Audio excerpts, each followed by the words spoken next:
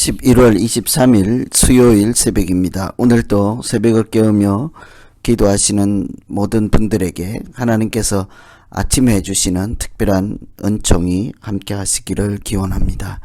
오늘 같이 기도하실 말씀은 다니엘 11장입니다. 다니엘 11장 1절에서 19절 말씀입니다. 그 중에 2절 3절 읽어드립니다. 이제 내가 참된 것을 내게 보이리라.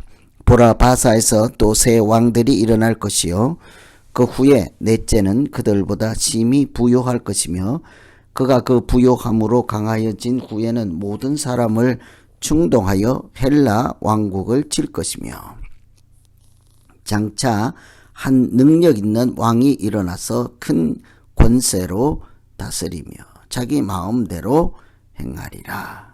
아멘. 오늘 이 말씀은 다니엘이 바벨론에 있는 히데갈 강에서 보았던 환상에 대해서 구체적으로 내용을 이렇게 밝히 나타내는 말씀입니다. 그 환상의 구체적인 내용은 앞으로 미래에 일어날 일에 대한 예언의 말씀이었죠. 그래서 다니엘서 11장은 예언의 말씀으로 가득 차 있어서 예언장이라고도 합니다.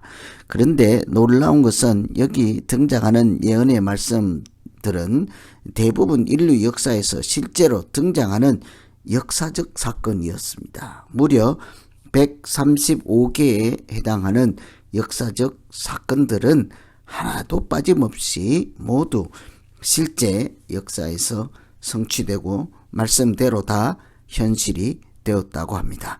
하나님은 미래에 일어날 일, 특히 전쟁과 같은 큰 나라들의 싸움을 통해서 우리에게 무슨 말씀을 하시고자 할까요? 우리가 전쟁에서 어떤 교훈을 얻을 수 있겠습니까? 첫째는 왕들의 싸움을 보면서 넷째 왕과 한 능력 있는 왕의 이야기를 통해 영원한 왕은 하나님 뿐이시다. 세상에 어떤 왕도 영원한 왕이 될 수 없다는 사실을 볼 수 있습니다. 2절에 보시면 그 후의 넷째는 그들보다 심히 부요할 것이며 강하여진 후에는 모든 사람을 격동시켜 헬라국을 칠 것이며, 여기에 등장하는 넷째 왕과 한 능력 있는 왕에 대한 이야기가 있죠.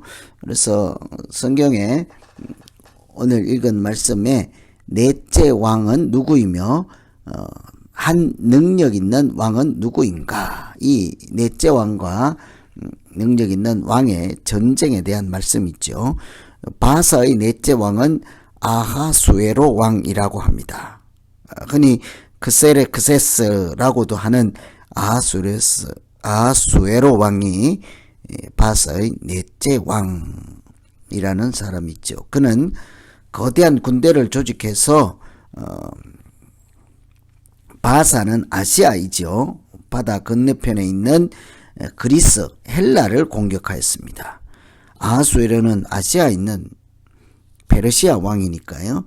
바다까지 건너가서 그리스, 헬라를 공격하였습니다. 대단한 발상이고 대단한 공격이죠. 그런데 살라미스 전투에서 결정적인 패배를 당하고 물러날 수밖에 없었습니다.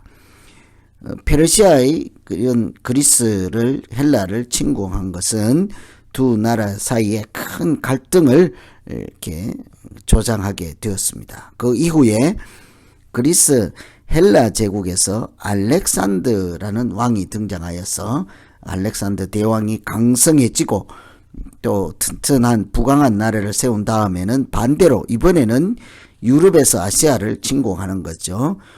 헬라 제국이 바다 건너 페르시아를 공격하게 되었습니다. 장차 한 능력 있는 왕이 일어나서 큰 권세로 다스리며 자기 마음대로 행한다 할 때 이 한 능력 있는 왕이 바로 알렉산더 왕이었죠. 알렉산더는 페르시아를 점령하고 동쪽으로 인도까지 정복하게 되었습니다. 이런 넷째 왕과 또 한 능력 있는 왕, 구체적으로 이름을 밝히고 있지 않지만 실제 역사에서 아하수에르 또 알렉산더 왕, 이 왕들의 전쟁을 통해서 이 땅에 아무리 강한 왕이라 할지라도 하나님 이외에는 영원한 왕이 없음을 우리가 이 전쟁을 통해서 알 수가 있습니다. 인도까지 점령했던 알렉산더도 곧 죽고 그 나라가 또 분열되지 않습니까? 이런 것을 보면서 우리가 기도해야 될 것은, 또 우리가 질문할 것은 영원한 왕은 누구인가 하는 것이죠. 우리가 의지하고 우리를 다스리는 만왕의 왕, 영원한 왕 하나님 한 분뿐이시다 하는 것을 이렇게 기억하고, 오늘 첫 번째 우리가 기도할 것은 하나님 아버지, 우리가 세상의 왕 또 세상의 권력 앞에 우리의 생명을 맡기는 믿음 없는 사람이 아니라 영원한 왕이신 하나님께 소망을 두며 살아가는 우리 모두 되게 하여 주시옵소서. 이렇게 기도하면 되겠습니다. 앞부분에 11장 앞부분은 넷째 왕과 한 능력 있는 왕 사이의 전쟁이었습니다. 두 번째는 남방 왕과 북방 왕의 전쟁이죠. 이번 전쟁을 통해서도 우리가 누구를 의지할 것인가를 생각해 보시면 되겠습니다. 애굽 지역을 중심으로 한 알렉산더 사후의 4개 중에 하나였던 포톨레미우스 애굽 지역에 있는 그 나라와 북쪽에 있는 셀류쿠스 왕이 다스리는 또 한 나라와, 이게 그래서 애굽은 남쪽이라고 부르고 셀류쿠스는 북쪽이라고 이렇게 부르는 것은 이스라엘을 중심으로 하나님 나라 백성을 중심으로 애굽은 남쪽이었죠. 셀류쿠스는 북쪽이니까 북왕입니다. 이 둘이 이렇게 양쪽에 큰 세력이 있으니까 이 남쪽에 있던 왕조는 화해하기를 원했습니다. 그래서 포톨레미우스 딸 베레니스를 안티오쿠스 2세와 결혼을 하게 하고 평화협정을 체결하였습니다. 그러나 이러한 노력은 충분한 성과를 내지도 못하고 두 왕조는 오늘 말씀의 7절 이하에 계속되는 19절까지 아주 긴 내용, 이 모든 내용들은 이 두 남쪽과 북쪽이 이스라엘을 중심으로 남쪽에 있는 나라와 북쪽에 있는 세력이 늘 충돌하여서 계속 싸웠다 하는 내용이죠. 두 왕국의 전쟁은 이스라엘을 사이에 두고 양쪽에 있는 전쟁이니까 오고 갈 때 이 하나님의 백성들에게 영향을 미치지 않겠습니까? 예루살렘을 중심으로 한 성전에 또 그 백성들의 삶에 지대한 영향을 주었죠.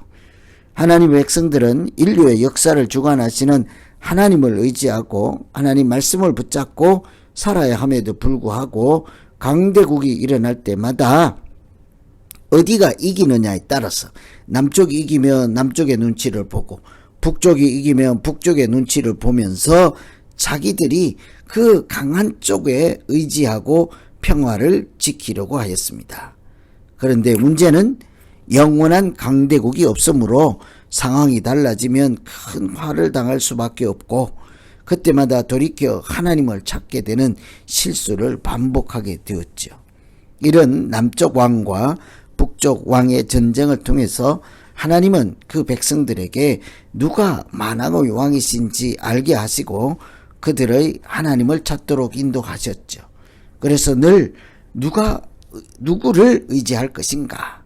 남쪽이 강하면 남쪽을 의지하고 그러다가 또다시 북쪽이 강해지면 북쪽을 의지하고 이럴 것이 아니라 우리의 실제로 주인 되시고 역사의 통치자 되시는 하나님을 의지해야 되지 않겠습니까?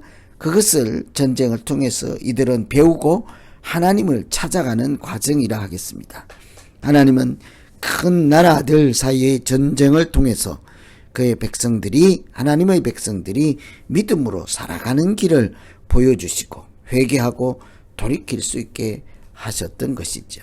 그래서 오늘 두 번째 기도할 것은 왕들의 전쟁을 통해서 우리가 누구를 의지하며 살 것인지 바른 답을 찾게 하시고 오직 하나님을 의지하고 하나님의 인도를 따라 살아가는 거룩한 백성이 되게 하여 주시옵소서. 이렇게 기도하시면 되겠습니다.